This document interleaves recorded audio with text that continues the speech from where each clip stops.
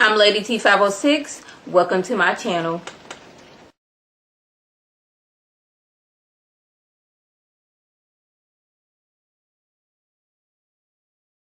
Hello everyone's. I am here for Love and Hip Hop New York Season 9, Episode 9. If you're new to my channel, welcome. If you're returning, you a family member, you one of my peoples, welcome back.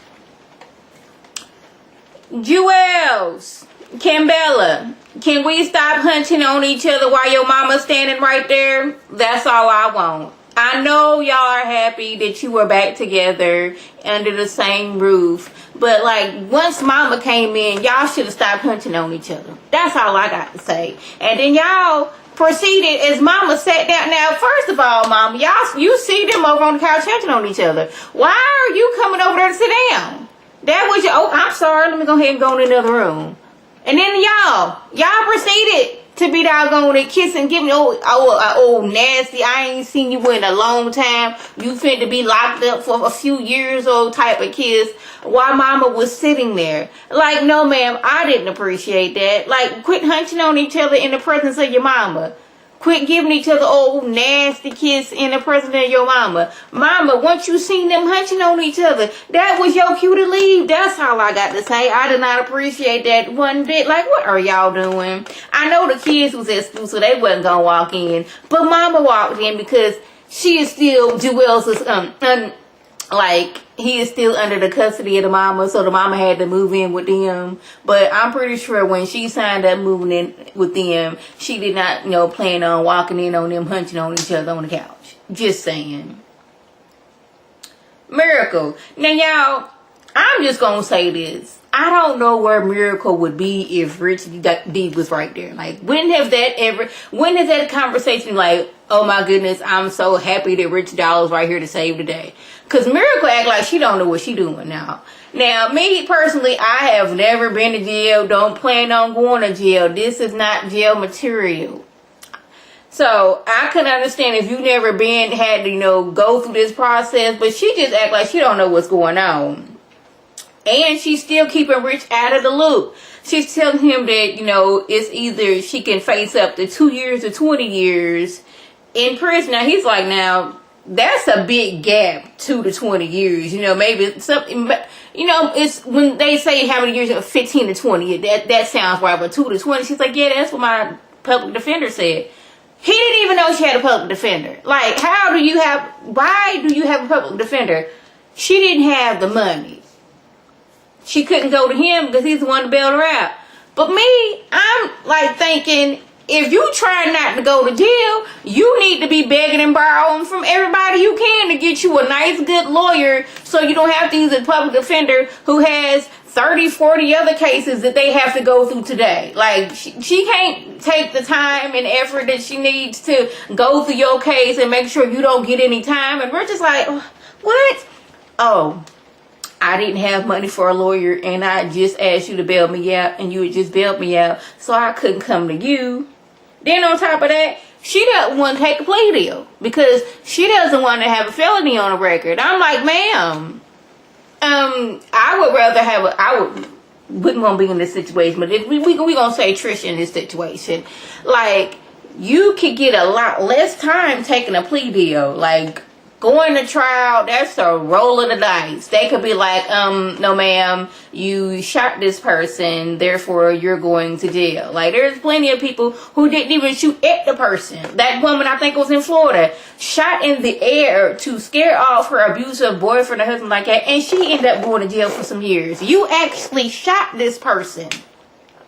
But she feels that since she doesn't have a record, that shouldn't matter at all. But I'm like, yeah, I mean, you would think that, this your first offense and all. But it would help more if, you had some proof. Like, you done called the police on this man a few times from him beating on you. You have pictures, your eyes swollen shut. A few things like that to prove that, hey, this man has done me wrong.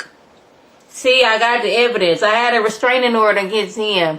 Got the restraining put in to where he couldn't see me for the next 50 years. And he violated that. Then I could see, but she's just basically like, well, I don't know what I'm supposed to do now. And I'm like, Rich, what you gonna do with this girl? So let's go ahead and get her out the way.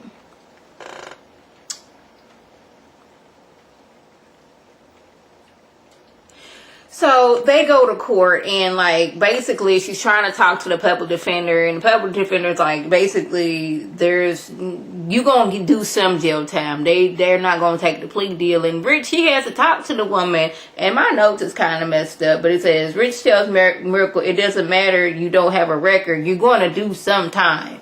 Like, we trying to get you the least amount of time possible, but here it is, you will do some time. We're trying to just, like I said, a little bit of time. But he feels that she's not taking this seriously. And I'm like, I don't feel that from Miracle that she's taking it seriously either. Like, once this started happening and you done shot this man, and he's like, I'm not going to, I ain't going to press no charges. Once the state got involved and you got locked up and had to get bailed out, this is when you should have been calling every family member, every close friend that's going to help you out. Like, look here, y'all, we need to GoFundMe something. We need to raise this money and get this money together so I can get me a nice, good lawyer so I do not have to take a public defender, because all they going to want you to do is take a plea deal so they can get you off their hands and on to the next, client that they have. But I'm like, Miracle, I know you're saying that you don't have a record, but they not looking at this. They looking at this. You didn't committed this crime. You gonna do some type of jail time, boo boo. You need to wake up. And this is no joke. And you almost take this like, well, I didn't think it was gonna be that serious. Yes, it's that serious, Miracle. Now let's move over to Jonathan. He decides to invite some of the ladies to a vineyard. Now it's Sin, Sydney, Kimbella, Mariah Lynn, and Naya, and Jonathan. They all go to the vineyard. Now, y'all, I don't know much about vineyards, but I thought it was probably a little bit too cold to go out there to the vineyard, because once they looked at the vines, it was grapes this small. Then on top of that, they trying to stomp grapes. Half the people don't like each other. Well, not half. Well, at least Naya Lee and Sydney, they are forever going back and forth. It's cold. People are angry with each other. Just a lot of mess going on. And Sydney, and like I said, Sydney and Naya, they still beefing. So this is when Mariah Lynn and Kimbella, they get to discussing Yandy and her becoming a foster mother. Now, I don't know when, Mariah Lynn had this, not so much as a hate towards Yandy, but she looking at Yandy kind of sideways like, I don't think you've been sincere about trying to be this girl's foster mother. And I'm like, why do we care what Yandy got going on? Because Yandy ain't even there. But this is when Kimbella has to jump in. Yandy does things to, make it seem like she's this good person. But Mariah Lynn was like, she's been in the foster system before. And it would irritate her to the most highest power if, Yandy's just doing this to look good. Like, I don't want to be from a year now. You can't control this girl. And you end up kicking her out on the street, because that's what's happened to her.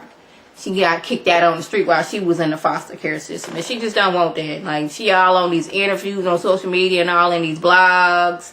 Like, I'm looking at you sideways, Yandy. This is how Mariah Lynn is feeling. So then we got to discuss Sydney flinching or bucking at Naya Lee. Now, she said she did that to get her to shut up. Now, I'm like, really?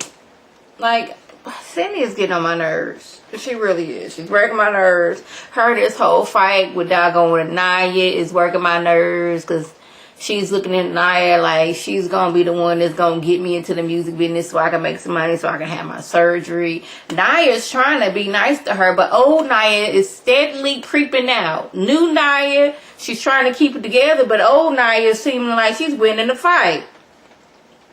Then we go on to I don't even know how this conversation came up, but Kimbella and Mariah Lynn was steady talking about Yandy, and he was like, why are y'all talking about her? She's not even here. But Kimbella's like, I was drinking the Yandy Kool-Aid once upon a time. Look at me. I was drinking the Yandy Kool-Aid once upon a time. So I understand what you're going through, Jonathan. And you hopefully one day will see that too. Yandy, she wants to put on this perfect act, but I know her like no other. So then this is when Jonathan was like, ain't nothing or nobody can separate him from his friend Yandy. Like, if you want me to choose, I'm going to choose Yandy all day, every day. And Mariah Lynn, she took a little offense to that, especially when Mariah Lynn took offense to that. These names was kind of like melting together, so I apologize. But Naya was like, yes, like, nobody's gonna come before me and Yandy, basically, in Jonathan's eyes. So Mariah Lynn took that as like, oh, so, like, you basically said that, like, they your friends, and I'm just cool with you. Okay, you feel like that is perfectly fine. Like, I will take my step and go. So Naya's over to my son, ooh, child, your friend is weird. Well, I don't know why she said that, because Mariah Lynn took offense to the ooh, child. So she come back over there. These two fussing and fighting like they gonna fight now. Mariah Lynn, she going through some things. She got a baby at home to take care of, her little sister, and she just trying to have a nice little outing. But Mariah Lynn, but not Mariah, but Naya, she's been doing too much. She was bullying Sydney Star in her eyes, and these two keep going back and forth and all that stuff. I'm like, why? Y'all fighting this fight and started over somebody who's not even there. Basically, in a roundabout way, Yandy started the fight, if you ask me. What else happened? Nothing much else happened. Now, I think that, you know, Naya would have swung Mariah Lynn around like a rag doll, personally, but not Mariah Lynn. She did not back down. She was all about a car. They had to doggone pick her up with one arm and just drag her on off. You know, Mariah Lynn all skinny like that, but she kept on yelling and fussing and fighting. But Nia Lee was like, you know, she's trying to keep that oldness, that old Naya under control. And new Naya can't control old Naya. And she's been steadily crawling out. And you got her. But I'm like, girl, you been bucking and fighting. This ain't the first time you done doggone almost fought somebody. So we not even gonna act like she done finally brought the evil and anger out of you. You've been trying to fight Sydney since you first met Sydney. So we not even gonna do that, y'all.